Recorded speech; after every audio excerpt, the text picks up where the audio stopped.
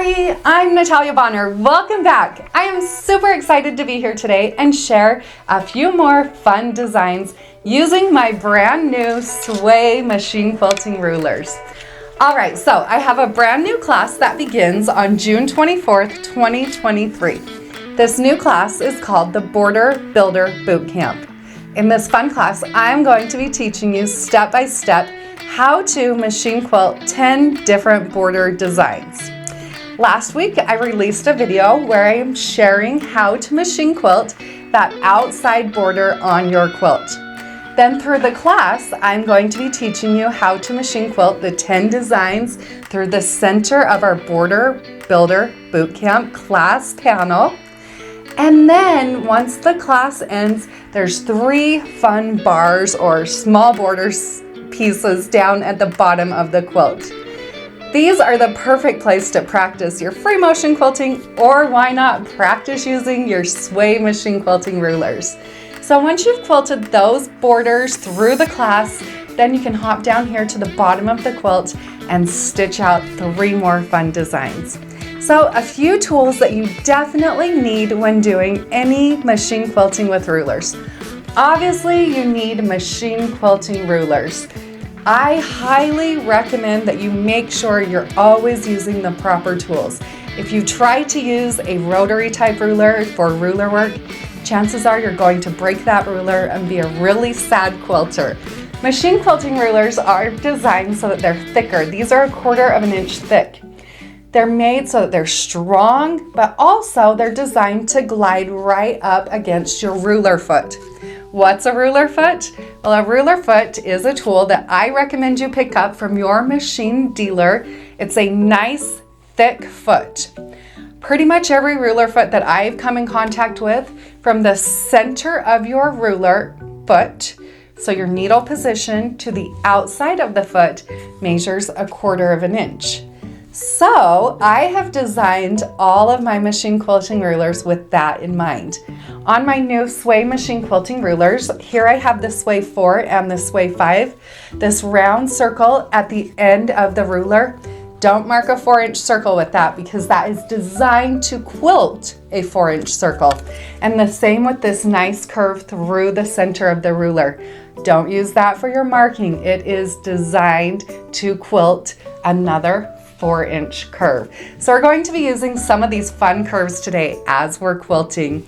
Now, another thing I highly recommend, I actually say don't do any quilting without this, is an extended base plate. An extended base plate's another tool that I recommend picking up for your machine dealer, but it's a large flat working surface that you're going to need to place your rulers on as you're doing your machine quilting. I do have an awesome book called Visual Guide to Creative Straight Line Quilting. You can pick it up on my website, but it's all about ruler work and starting from the beginning. So if I'm scaring you with all this, definitely stop and pick up that book. Now, one more tip before we hop over to my Gamma quilting machine and get stitching. Gentle pressure. As I'm quilting, I will be hand guiding using just one hand to hold the machine and one hand to hold my ruler. Gentle pressure on your machine and gentle pressure on your ruler as you're quilting will make for a happy quilter. All right, friends, let's hop over to my machine and let's do a bit of marking with the blue Mark Be Gone marker and a bit of quilting with my Sway 4 and Sway 5 machine quilting rulers.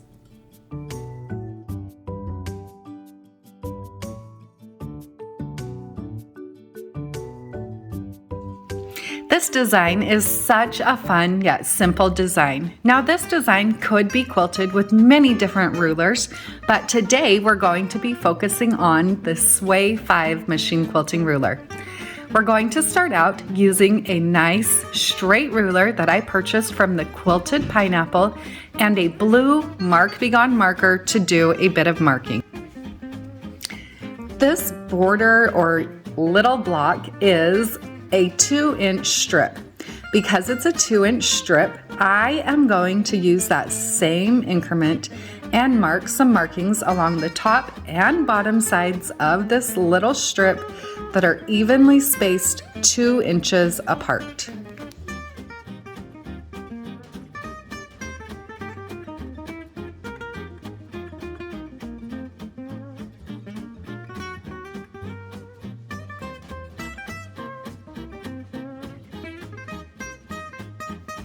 Once my markings are complete, now I'm going to be using my Sway machine quilting ruler and stitching some point-to-point curves. So I'm starting on that first bottom corner, and from there I'm using that large circle on the Sway 5 machine quilting ruler to stitch my first point-to-point curve.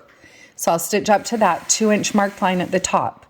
Then from there I'll slightly adjust my ruler, and I'm going to stitch down to the 4-inch marking on the bottom. And I'll repeat that process, working all the way across this section. Once I've stitched all the way across, now I'm going to use that concave curve on my Sway 5 machine quilting ruler and stitch right back to where I started. Once I get back to that point where I started, now I'm going to repeat that exact same process, but this time crossing over my original stitch line. And I'm kind of doing it backwards because this time I'm starting out by using that concave curve, and then I'll stitch back to where I started using that large curve on the end of the Sway 5 machine quilting ruler. Anytime you're machine quilting with rulers like this, make sure that you hold your ruler 1/4 of an inch away from where you want your thread to intersect. Hold the ruler with nice gentle pressure, stitch to that point, leave your needle in the down position while you adjust your ruler, and then continue stitching. Let's move on to the next design.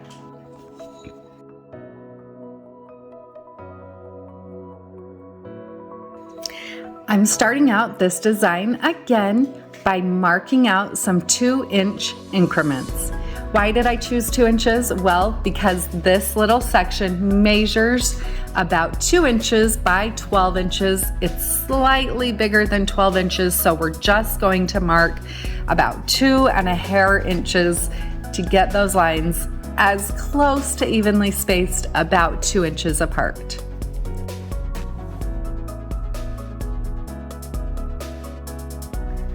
Once I've used my blue Mark Be Gone marker to mark out those increments, now I'm ready to begin stitching. Now on this section, because I am using the Sway 4 machine quilting ruler, I could actually stitch out this design without doing any marking.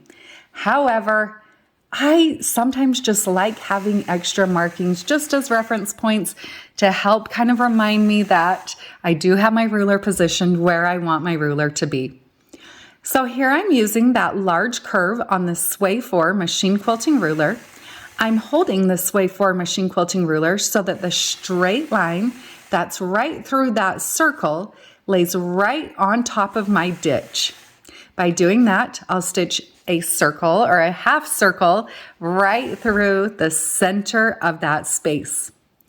Once I've stitched those 3 scallops moving across from left to right, now I'm going to come back to the bottom side and repeat that process. However, this time I'll move across my border from right to left. Starting in the bottom right corner, I'm going to use my Sway 4 machine quilting ruler. And again, I'll line up that ruler so that center straight marked line lays right on top of my ditch. Then from there, I'll stitch a half circle. Now you will notice, like I said, this is slightly bigger than a true 12-inch piece. So as I stitch to the top of those circles, I actually scoop my ruler over just a hair so that each one of these half circles is just a hair bigger than a true half of a 4-inch circle. I love how that design turned out. I hope you found a little bit of inspiration from that one. Let's move on and quilt out one more fun design. On this fun design, I am again going to be using my blue Mark Be Gone marker and that nice straight ruler from the Quilted Pineapple. I'm going to mark increments that are all evenly spaced 1 inch apart. Now, the way that I'm going to quilt out this design, I actually don't necessarily need all of these markings. However, sometimes it's just a little bit easier to mark a little bit more than you need to and then mist them away when you're done. And remember, because this little border strip is actually just a little bit more than a true 12-inch strip, I am going to mark my measurements just a hair over 1 inch so that it'll kind of all work out and look pretty dang even.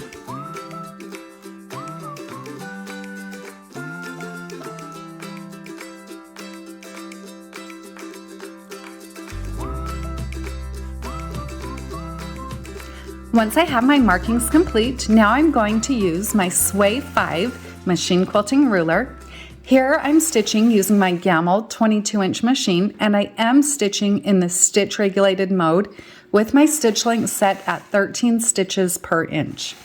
I'm going to start in that bottom left corner. From there, I'm going to stitch a curved line up to the top, but I'm stitching over to the 2-inch marking.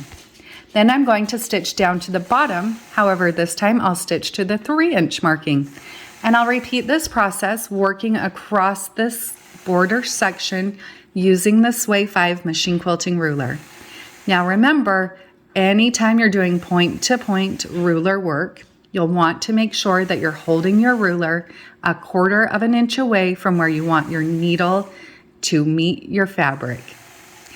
Once I've stitched all the way across, I could leave that design like that and add fun fills or even leave it really simple, but I want to add just a little bit of ruler work, so now I'm going to use that concave curve on the Sway 5 machine quilting ruler, hold it 1/4 of an inch away from where I want my thread to intersect, and I'll work my way from right to left, right back to where I started quilting this fun design.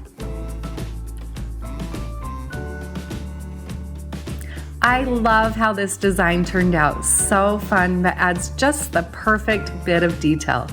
Don't forget to share your progress in our Piece and Quilt Show and Tell Facebook group. Plus, you can enroll for this awesome new class, Border Builder Bootcamp, on our website, pieceandquilt.com. Have a great day, everybody.